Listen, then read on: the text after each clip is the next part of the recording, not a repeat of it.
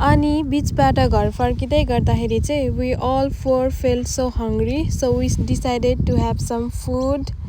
We saw one Mexican restaurant on the way, so we decided to go there.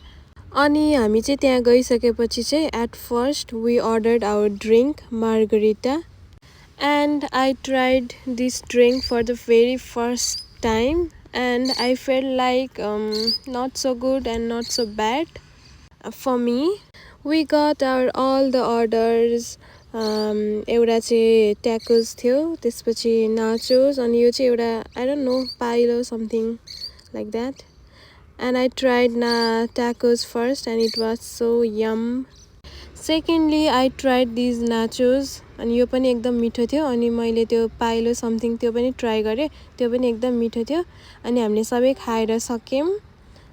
Then मैले एउटा दुईटा mirror video पनि बनाएँ त्यहीँनिर. And finally, with our full stomach, we headed towards our home. Bye.